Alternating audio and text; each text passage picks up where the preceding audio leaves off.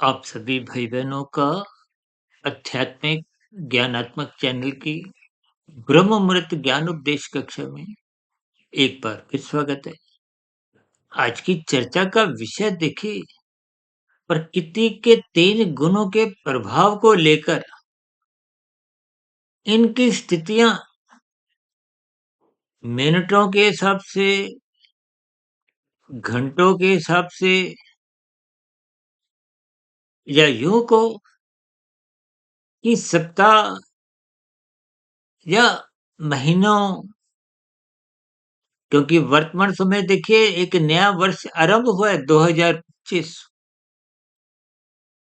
अब एक वर्ष देखिए लगता तो ऐसे है कि जैसे कल की ही बात थी, लेकिन फिर भी ये पूरा वर्ष समाप्त होने में एक समय लगता है। इसी तरह इन गुणों की स्थितियों को आप सालों के साथ साथ पूरे जीवन से भी जोड़ सकते हो और जीवन के बाद की स्थितियों से भी जोड़ सकते हो। देखिए, आज की चर्चा प्रकृति के 3 गुणों के संग का प्रभाव को ध्यान में रखते रखते ही इनके पीछे की कुछ दार्शनिक भाव आपको समझने चाहिए, क्योंकि जब तक आपके हमारे जीवन में कोई सकारात्मक प्रभाव नहीं आता, सकारात्मक प्रभाव का अभिप्राय लाभदायक स्थितियों से है। देखिए, मनुष्य जोनी आपको हमें लाभ कमाने के लिए मिली है, और लाभ का अभिप्राय सत्वगुण से लिया जाता है, सत्संग से लिया जाता है, आध्यात्मिक उन्नति से लिया जाता है। यदि आप अपने जीवन में भौतिक उन्नति करते करते कुछ विशेष स्तर पर पहुंच भी जाओ, उसकी भी देखिए कोई शास्त्रों में निंदा नहीं है, लेकिन भौतिक उन्नति का अभिप्राय स्थूल शरीर के स्तर पर ही लिया जाता है। स्थूल शरीर की तो देखिए एक निश्चित समय के बाद मृत्यु निश्चित है, और मृत्यु के बाद की स्थितियां तो देखिए कारण शरीर के आधार पर बनती हैं, और कारण शरीर में कर्माशय संस्कारों की स्थितियां रहती हैं। और ये जो हम बार बार कहते हैं ना, तमोगुण रजोगुण, ये दोनों गुण बांधते हैं। शास्त्र भी कहते हैं इनकी निंदा करो। या निंदा का अभिप्राय देखिए, राजसी स्थितियों को कोई प्रत्यक्ष रूप से कोई विरोध नहीं है, इसलिए शास्त्रों में देखिए प्रत्यक्ष रूप से तमोगुण की निंदा कही गई है, और रजोगुण की उपेक्षा शब्द इस्तेमाल हुआ है।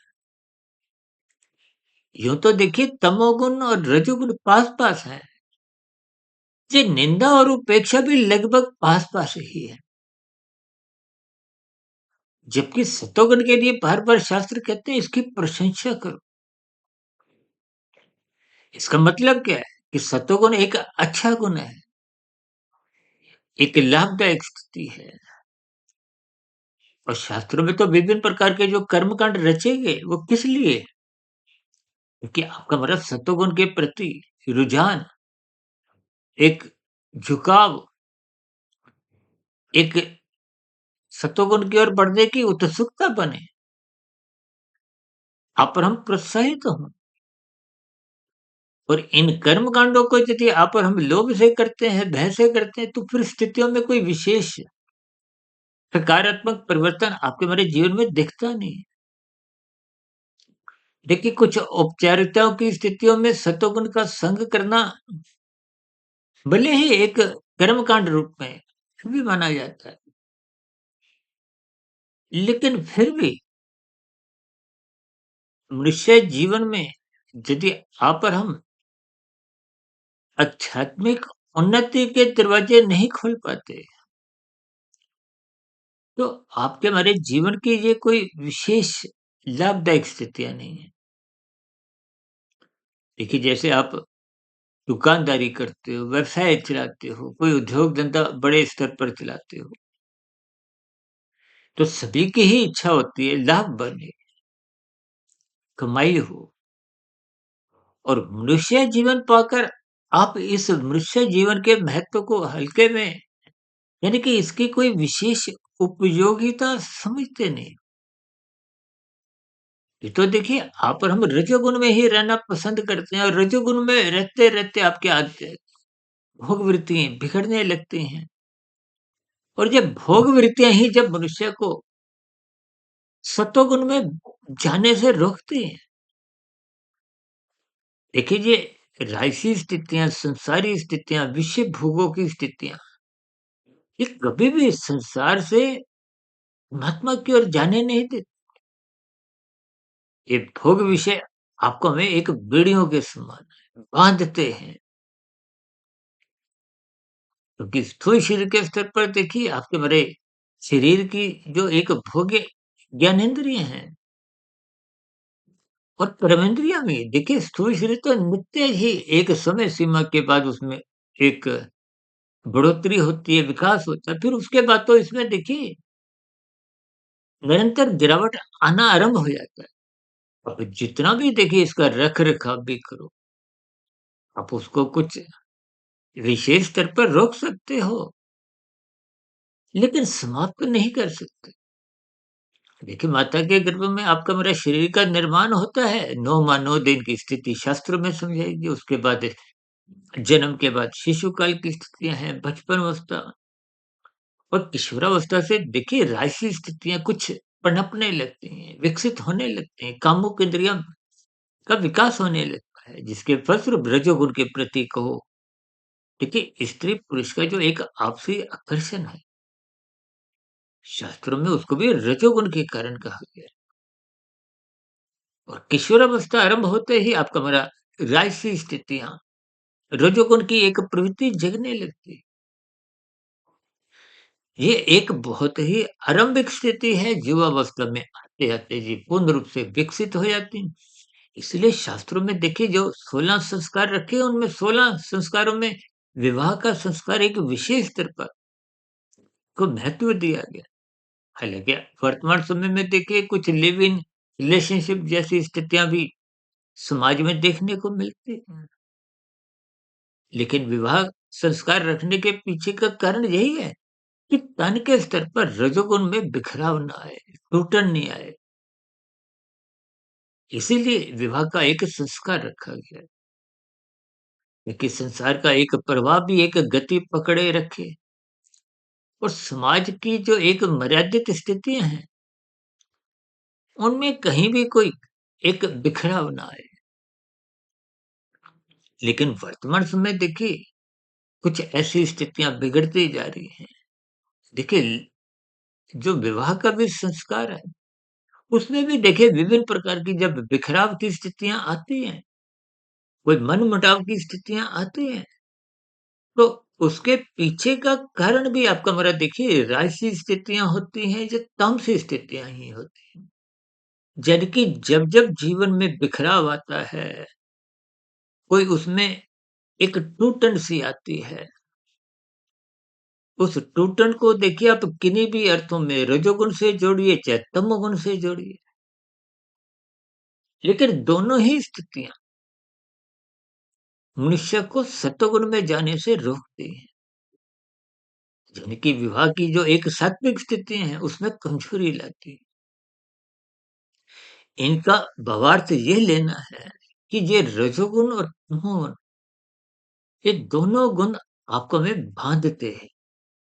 तो देखिए हमने वीडियो का आरंभ क्या किया था कि इन 3 गुणों का जो एक प्रभाव है, मिनटों का, घंटों का, दिनों का, महीनों का, सालों का और जन्मों का, इसका अभिप्राय क्या है? देखिए तामसी स्थितियाँ कितनी भी आप मादक पदार्थों का सेवन लोग लेते हैं, उसका प्रभाव कितने टाइम का रहता है? आधा घंटा, 1 घंटा, 2 घंटा, कहीं-कहीं कुछ अधिक घंटे भी। और जितने भोग विषय हैं, गंध, रस, रूप, स्पर्श, शब्द, ये सभी स्थितियाँ भी देखिए अल्पकालिक सुख देती हैं और कहीं-कहीं तो देखिए क्षणिक सुख देते हैं। ये संसारी 5 भोग्य विषय संसारी रसगुल्लों के समान है। रसगुल्ले को आप अधिक देर तक देखिए पकड़ नहीं सके, होल्ड कर नहीं सकते। अब मुँह में रसगुल्ला रखो, इनका देखिए एक संदेश ने अन्य विषय भोगों से भी पकड़ना है। यानी कि इन भोग्य विषयों की एक स्थितियाँ हैं। मिनटों की और कहीं-कहीं देखिए राशि स्थितियाँ, सुखों की स्थितियाँ, दिनों की हो सकती हैं, हफ्तों की हो सकती है, महीनों की हो सकती है। लेकिन कहीं न कहीं इनमें देखिए कमज़ोरी आती है। तभी तो हम बार-बार कहते हैं, पहले हम सुख को पकड़ते हैं, चखते हैं, भोगते हैं और फिर उसको हम छोड़ भी देते हैं। अब कोई भी आप देखिए सुख पकड़ते हो, भोगते हो, उसको फिर पकड़े नहीं रखते, उसको आपको छोड़ना ही पड़ता है। देखिए ये एक कुछ संकेतित स्थितियाँ हैं, इनके पीछे के अर्थ समझिए, भावार्थ समझिए। आप कहीं भी देखिए पहाड़ी इलाकों में जाओ, चाहे विदेश में कहीं घूमने-फिरने भी जाओ, अभी तो देखिए आप उस स्थिति में रहते-रहते थक जाते हो, वापस अपने देश आना चाहते हो। अब कितना भी मधुर से मधुर गीत सुनो, 1 बार, 2 बार, 10 बार, 50, 100 बार, फिर कहीं न कहीं फिर आपको कुछ उसमें एक कमज़ोरी सी नज़र आती है, एक उबासी सी नज़र आएगी। यानी कि आप सुख को पकड़ते हो, भोगते हो, फिर छोड़ते हो। चाहे स्पर्श का सुख हो, चाहे खाने-पीने की भी स्थिति। आप ब्याह-शादियों में देखिए कितना खा-पी सकते हो। भले ही खाने-पीने में देखिए आप अमर्यादित स्थितियों में संग करते हो, फिर बाद में आपको में पछताना पड़ता है। स्थूल शरीर के स्तर पर एक अपच की स्थितियाँ होती हैं, रोग की स्थितियाँ भी पनपने लगती हैं। यानी कि कुल मिलाकर ये रजोगुण और तमोगुण की स्थितियाँ जितनी भी हैं, ये आपको मैं देखिए कुछ मिनटों का या घंटों का या कुछ दिनों का सुख देती है। अंतोगत्वा ये दोनों गुण बांधते हैं। तो रजोगुण को देखिए यहाँ तक कहता हूँ कि ये आपके मेरे जीवन की समय की एक बर्बादी है। और रजोगुण के कारण यदि आप तमोगुण की स्थितियों में गिरने लगते हो, कि जैसे आप लाल बत्ती पे नहीं रुकते, उल्लंघन करते हो तो आपका हमारा चालान कटता है। यानी कि जब-जब आप कानून का उल्लंघन करते हो तो आपको हमें कहीं भी की सज़ा मिलती है। यहाँ की सज़ा से बच भी जाए तो परमात्मा के यहाँ प्रकृति की व्यवस्था में कर्मफल सिद्धांत के अंतर्गत कहीं न कहीं आपको हमें भुगतान करना पड़ता है। हालाँकि इन सभी स्थितियों पर अपराध करने वाले इन सभी स्थितियों पर विचार नहीं करते। और ऐसे कितने मनुष्य हैं जो अपने जीवन में देखिए सुखों की प्राप्ति के लिए शास्त्र विरुद्ध कितने पाप कर्म कर जाते हैं, उन पर भी विचार नहीं करते। ये कर्मफल सिद्धांत की जो एक स्थितियाँ हैं, जिसको स्वयं भगवान श्री कृष्ण जी ने तो यहाँ तक कहा कि अच्छे-अच्छे बुद्धिमान मनुष्य भी इस कर्मफल सिद्धांत की बारीकियों को समझ नहीं सके। देखिए हम तो कभी-कभी यहाँ तक कहते हैं कि आप भंडारे में खाओ, ब्याह-शादी में खाओ, घर में खाओ, किसी मित्र के यहाँ, रिश्तेदार के यहाँ, उस खाने की स्थितियों का, पदार्थों का आपके कर्माशय में से ही कम कर दिया जाए। और आजकल तो देखिए राजनीतिक गलियारों में भी कुछ मुफ्त की रेवड़ियाँ बाँटने का एक प्रचलन बढ़ता सा जा रहा है कि कर्मफल सिद्धांत की देखिए बारीकियों को जो भले ही एक सात्विक मनुष्य भी समझ नहीं पाते। तो फिर ऐसी स्थितियों में तो देखिए मनुष्य की बुद्धि कुछ सामान्य स्तर पे ही होती है। फिर हम कहते हैं ना सात्विक मनुष्य थोड़ी कम गलतियाँ करता है, राजसी मनुष्य बार-बार एक ही गलती को एक ही दिन में बार-बार भी करता है और जीवन में तो बार-बार गलतियाँ होते ही रहती हैं। और तामसी मनुष्य तो देखिए अपना जीवन ही गलतियों में बिताता है।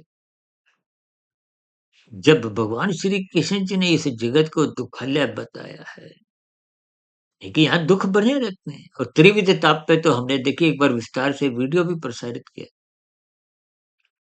इन सभी स्थितियों को आप और हम बहुत हल्के में लेते हैं। देखिए शास्त्र बार-बार कहते हैं, मनुष्य जोनि सत्वगुण बढ़ाने के लिए मिली है, सत्वगुण विकसित करने के लिए मिली है, इसलिए तो कर्म कांड रचे गए। ये कर्म कांड आपको मैं देखिए ज्ञान पूर्वक करने चाहिए। लेकिन लोभ से, भय से करते हुए भी कोई देखिए कोई विसंगतियाँ नहीं है, कोई कमजोरी नहीं है, कोई नुकसान नहीं है। लेकिन ज्ञानपूर्वक करने से ये अधिक लाभदायक स्थितियाँ उत्पन्न करते हैं। अन्यथा देखिए आप और हम जब सत्संग करते हैं, अब सत्संग का इतना लाभ तो हो ही जाता है कि उस समय विशेष में आप पाप कर्मों से बचे रहते हैं। सत्संग की स्थितियों का कहीं लाभ देखिए मिनटों का होता है, कहीं घंटों का। ये तो बार-बार हम यहाँ तक कहते हैं कि किए गए सत्संग को मनन करो। अब मनन तो तभी संभव होगा ना जब श्रद्धापूर्वक सत्संग किया होगा। यदि ऊपरी-ऊपरी स्तर पर किया होगा, अब देखिए ना विद्यार्थी कक्षा में यदि मन लगा के पढ़ता नहीं है, तो आँखों द्वारा तो देखिए वो ब्लैक बोर्ड पे लिखे हुए शब्द पढ़ने में आ जाते हैं। अध्यापक द्वारा बोले गए शब्द कानों द्वारा भी सुने जाते हैं। लेकिन मन बुद्धि आंशिक जुड़े होने के कारण वो अपना विशेष प्रभाव कक्षा के बाहर तक रख नहीं पाते। तो घर पे आते-आते वो स्थितियाँ भौतिक ज्ञान की भी उड़ जाती हैं। फिर उस पे चिंतन तो संभव ही नहीं है। यदि आपने ध्यान से पढ़ा था, सुना था, घर पे आते-आते फिर वो भूलता नहीं है। उस पर आप पुनः चिंतन करते हो, विचार करते हो, तो ज्ञान और मजबूत होने लगता है। देखिए ज्ञान भौतिक हो या आध्यात्मिक हो, नियम दोनों पे ही एक समान लागू होता है। इसीलिए तो बार-बार हम कहते हैं श्रद्धापूर्वक सत्संग करो। हालाँकि देखिए बेमन से किए गए सत्संग की शास्त्र भी कोई निंदा नहीं करते। लेकिन श्रद्धापूर्वक किए गए सत्संग का आप मनन कर सकते हो, चिंतन कर सकते हो। देखिए श्रद्धापूर्वक सत्संग को इसी के स्तर पर एक एक मर्यादित सफलता है। हम तो उसको 1% की ही कहते हैं। मन बुद्धि के स्तर पर आप चिंतन मनन जब आरंभ कर देते हो तो सफलता 10% की है। और जब निरंतर उस पे शोध करते हो, हालाँकि शास्त्रों में तो कहीं-कहीं ऐसा भी कहा गया है कि शास्त्रों पे शोध नहीं करना, शास्त्रों की बातों को मान लो। क्योंकि शास्त्रों में तो देखिए एक-एक बात बहुत ही नपी-तुली, तौल-तौल के कही गई है, क्रमबद्ध तरीके से भी कही गई है। लेकिन मनुष्य आरंभिक स्तर पर इन सभी स्थितियों को समझ नहीं पाता। इसलिए हम बार-बार कहते हैं श्रद्धापूर्वक सत्संग करो और समय के रहते-रहते उसका एक चिंतन मनन की एक प्रक्रिया बनाओ कि जैसे आपके हमारे घरों में देखिए विभिन्न पदार्थ आते हैं ना, उनकी एक्सपायरी डेट होती है। ठीक देखिए सत्संग की स्थितियों की भी एक्सपायरी डेट होती है। यदि आप उस पर डिब्बा चिंतन नहीं करते, इसीलिए तो शास्त्र कहते हैं निरंतर श्रद्धापूर्वक सत्संग करते रहो, मरते दम तक। क्योंकि प्रकृति के 3 गुणों की स्थितियाँ देखिए सत्वगुण में किया गया सत्संग प्रभावशाली होता है। रजोगुण के स्तर पर देखिए वो सत्संग उतना प्रभाव दिखाता नहीं है। और तामसिक मनुष्य तो देखिए सत्संग करते नहीं है। और यदि बाहरी स्तर पर तमोगुण की स्थितियाँ हैं, देखिए हम बार-बार जो कहते हैं ना ब्रह्म मुहूर्त में उठो, तो देखिए जो आज तक हमने तकरीबन 2900 के आस-पास जो वीडियो प्रसारित किए हैं, उन प्रसारित हो चुकी वीडियो में देखिए लगभग 99% वीडियो वो ब्रह्म मुहूर्त में ही बनती हैं। क्योंकि हम तो देखिए परमात्मा की प्रेरणा से 1 डेढ़ 2 बजे उठ जाते हैं, तो उसके बाद की स्थितियाँ हमें कुछ ऐसी मिलती हैं कि इन सभी स्थितियों को हम देखिए ज्ञानपूर्वक इन पर चिंतन करते हैं। इन पर जितनी भी प्रक्रिया बोलने की है, लिखने की है, देखिए ब्रह्म मुहूर्त समय विशेष में इन सभी स्थितियों का हमें लाभ मिलता है। क्योंकि वो सत्वगुण की शुद्धतम स्थिति है। कभी-कभी कोई भाई-बंधु देखिए ऐसे कहते हैं कि मैं जब 1 डेढ़ 2 बजे उठता हूँ तो उस समय कभी-कभी एक घोर तमोगुण की भी स्थितियाँ होती हैं। लेकिन जब आप सोते हो तो वो तमोगुण की स्थिति है। सोने से पूर्व वो रजोगुण की स्थिति है और सोकर उठने के बाद की वो सत्वगुण की स्थितियाँ हैं। और बाहरी गुण तो देखिए एक क्रम में आते हैं, 8-8 घंटे की स्थितियाँ हैं। और ब्रह्म मुहूर्त समय विशेष सूर्य निकलने से पूर्व के 2 घंटे 40 मिनट की स्थितियाँ हैं। एक गुण प्रधान होता है, दूसरा गौण, तीसरा अति गौण। अब क्योंकि तमोगुण और रजोगुण दोनों गुण पास-पास हैं। अक्सर हम इन 3 गुणों को देखिए, तमोगुण को 1, रजोगुण को 10, सतोगुण को 100 से संबोधित करते हैं। 1 और 100 की दूरी है, 10 और 100 की दूरी है। यानी कि राशि मनुष्यों का प्रधान गुण तो रजोगुण है ही है, लेकिन गौण गुण तमोगुण है। और तामसी मनुष्यों का प्रधान गुण तमोगुण है और गौण गुण रजोगुण।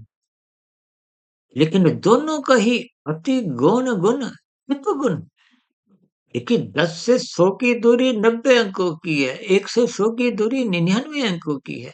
अब 90-99 में कोई विशेष अंतर नहीं है। यानी कि राशि मनुष्य, तामसी मनुष्य दोनों की स्थितियां सत्संग के प्रति कमजोर बनी रहती है। राशि मनुष्य सत्संग करते हुए दिखाई देते हैं, लेकिन वो बेमन से ही होता है। यानी कि उनकी श्रद्धा भी बनी नहीं होती। शाब्दिक स्तर पर वो सत्संग सुनते हुए दिखाई देते हैं, सात्विक साहित्य पढ़ते हुए दिखाई देते हैं, क्योंकि राशि मनुष्यों का मन बुद्धि विषय भोगों में उलझी होती है। देखिए इन सभी स्थितियों को आपने हमने अन्यथा में न लेते हुए इनके पीछे के जो छिपे हुए अर्थ भावार्थ हैं उनको समझ रहे हैं। इसलिए हम देखिए अंकों के स्तर पर, उदाहरणों के स्तर पर विभिन्न प्रकार का कुछ प्रकाश डालने का प्रयास करते हैं। ये तो शास्त्र कहते हैं तमोगुण रजोगुण दोनों गुण बांधते हैं, बंधनदायक है। रजोगुण भले ही प्रत्यक्ष रूप से हानिकारक नहीं है, रजोगुण अप्रत्यक्ष रूप से हानिकारक है, क्योंकि देर सवेर वो तमोगुण में ही गिराता है। और तमोगुण तो देखिए प्रत्यक्ष रूप से ही हानिकारक है। इसलिए हम सभी भाई बहनों को श्रद्धा पूर्वक सत्संग करते रहना है, ताकि इस किए गए सत्संग का लाभ आपको कुछ घंटों का नहीं, दिनों का नहीं, महीनों का नहीं, सालों का नहीं, जीवन भर बना रहे। देखिए राशि स्थितियां आप और हम जितनी भी धन के या मान प्रतिष्ठा से या सरकारी पदों से कमा भी लेते हैं, वो तो स्थूल शरीर तक ही सीमित रहती है। और कभी-कभी तो देखिए धन संपदा स्थूल शरीर के रहते-रहते भी आपको हमारी काम नहीं आती। इस स्थूल शरीर की निरंतर स्थितियाँ भोगे भोगने की जो इंद्रियाँ हैं, ज्ञानेंद्रियाँ हैं और कर्मेंद्रियाँ हैं, ये शिथिल पड़ने लगती है। फिर तो आप देखते हो ना, इतने धनी मनुष्य ऐसे हैं जो स्थूल शरीर के स्तर पर अपना भोजन ग्रहण कर नहीं पाते। दालों में कभी-कभी आप देखते हो ना कुछ नली द्वारा, कृत्रिम नली द्वारा एक तरल पदार्थ उनके शरीर में पहुँचाए जाते हैं। और कहीं-कहीं देखिए कुछ स्थितियाँ मल-मूत्र त्यागने की भी ऐसे कृत्रिम नलियों द्वारा होती है। और वैसे भी देखिए वृद्धावस्था में आते-आते, चलते-फिरते आपकी हमारी स्थितियाँ कमज़ोर हो जाती हैं। इन सभी स्थितियों को आपको हमें ज्ञानपूर्वक समझना है। यानी कि तमोगुण, रजोगुण ये सभी स्थितियों का को एक अंतर समझना है। जैसे तामसिक स्थितियाँ, राजसिक स्थितियाँ ये क्षणिक सुख देती हैं, घंटों की, मिनटों की। और सात्विक स्थितियों के देखिए आप जितना क्रमबद्ध तरीके से श्रद्धा भाव से श्रद्धा पूर्वक सत्संग करोगे, फिर उस पर चिंतन मनन करोगे, ये प्रक्रिया निरंतर बनाए रखो, ताकि स्थूल शरीर द्वारा श्रद्धा पूर्वक किया गया सत्संग चिंतन मनन की स्थितियों से गुजरता हुआ कारण शरीर में शुभ संस्कार की एक यात्रा अपनी निरंतर जारी रखती है। शुभ संस्कार बनते जाए। कारण शरीर में देखिए आप और हम जितनी कमाई कर लेते हैं वही तो आपकी हमारी एक अगले जन्म की भी नींव है। कारण शरीर जितने अधिक स्तर पर शुभ संस्कार बना लेता है, वो बने हुए शुभ संस्कार बुरे संस्कारों को मिटाते हैं, जो आपके हमारी आत्मा के ज्ञान को कमजोर किए हुए थे। आत्मा का ज्ञान जब कमजोर होता है तो वो परमात्मा से विमुख होने लगती है। जब आत्मा आत्मस्थित होती है, शुभ संस्कारों से सुसज्जित बनी रहती है, तो वो आत्म स्वरूप स्थित होते हुए परमात्मा की सम्मुखता बनी रहती है। परमात्मा की सम्मुखता बने रहने से आपका हमारा ज्ञान कभी भी आवृत नहीं होता। और जितने अंश में परमात्मा के सम्मुख होते हैं, उतने अंश में आपको में आनंद की झलकें मिलती हैं। यानी कि सत्संग श्रद्धापूर्वक करते रहो, निरंतर चिंतन मनन करते रहो, ताकि आरंभिक स्तर पर ये घंटों की स्थितियाँ फिर महीनों की बन जाएँ, निरंतर चिंतन मनन की प्रक्रिया जीवन में बनी रहे तो ये सालों की स्थितियाँ, जन्मों की स्थितियाँ बनती हैं। तो फिर अगला जन्म पुनः मनुष्य योनि का ही मिलता है। फिर ऐसी स्थितियों में आपको अगला जन्म संस्कारी माता-पिता के यहाँ मिलता है। गुरुजनों का संग सहज ही उपलब्ध बना रहता है। यानी कि जो एक आध्यात्मिक यात्रा है या यूँ को कि जो मोक्ष की यात्रा है, मायातीत की ओर बढ़ने की यात्रा है, वो जन्मों-जन्मों तक आगे बढ़ती जाती है। इसलिए हमने देखिए ये जो 3 गुणों के प्रभाव को मिनटों से, घंटों से, दिनों से, सप्ताह से, महीनों, सालों और जन्मों की स्थिति से जोड़ा है। देखिए जो मनुष्य तामसिक स्थितियों में रहता है, छीना-झपटी करता है, चोरी, डकैती, हेरा-फेरी करता है, तो उनका तो तमोगुण के कारण पाप कर्मों का क्रमशः बिगड़ता है। तो बिगड़ा हुआ क्रमशः स्थूल शरीर के मरने पे पुनः मनुष्य योनि की प्राप्ति न करवाते हुए नीचे की योनियों में जाने को कर्मफल सिद्धांत के अंतर्गत बाध्य कर देते। तो फिर जो स्थितियाँ देखिए श्रद्धापूर्वक सत्संग के कारण वो आपके अच्छे जन्म मनुष्य योनि के मिलने की स्थितियाँ जन्मों-जन्मों तक बनती हैं, वो अब उल्टे स्तर पर हो जाती हैं। यानी कि जब क्रमशः बिगड़ा होता है, तो नीचे की योनियों में जन्मों-जन्मों तक वो दुःख भोगने पड़ते हैं। इसलिए मिले हुए जीवन के स्वभाव को बिगड़ने मत दो। विषय भोगों में आसक्ति जगने मत दो। ये स्थितियाँ तभी बन पाती हैं जब आप श्रद्धापूर्वक सत्संग करते हो। ब्रह्म मुहूर्त में निरंतर उठते हो, गुरु के प्रवचनों को सुनते रहते हो, शास्त्रों का स्वाध्याय करते रहते हो। ये सभी स्थितियाँ आपका हमारा क्रमशः कार्यशील शुद्ध करते हैं, शुभ संस्कार बनाते हैं और फिर रजोगुण में गिरने नहीं देती या यूँ कोई रजोगुण बिगड़ने नहीं देती। क्योंकि बिगड़ा हुआ रजोगुण ही तमोगुण में गिरा। इन सभी स्थितियों को ज्ञानपूर्वक समेटे हुए आपको हमें सत्वगुण का ही संग करना है। ब्रह्म मुहूर्त में उठते हुए साधना की स्थितियों को आरंभ करना है। कर्म योग, ज्ञान योग, भक्ति योग की स्थितियाँ, यही आपके मेरे जीवन की शुद्ध कमाई है। से शुभ कमाई की स्थितियाँ हम सभी भाई-बहनों के जीवन में भी बनना आरंभ हो। इन्हीं शुभकामनाओं के साथ चर्चा विशेष को यहीं विराम देते हैं। कल सुबह फिर मिलते हैं ब्रह्म मुहूर्त ज्ञान उपदेश कक्षा की एक नए वीडियो में, एक नए विषय को लेकर। तब तक आप सुधीर भाटिया फकीर को इजाज़त दें। फिर भी वीडियो संबंधित कोई बात आपको समझ नहीं आई हो, या मेरी कही गई बातों पर आपकी कोई आपत्ति हो, शिकायत हो, तो आपके प्रश्नों का, सुझावों का और शिकायतों का नीचे दिए गए कमेंट्स बॉक्स पर सदा ही स्वागत है। इस चर्चा विषय को ध्यानपूर्वक, धैर्यपूर्वक और गंभीरतापूर्वक सुनने के लिए आप सभी भाई-बहनों का बहुत-बहुत धन्यवाद।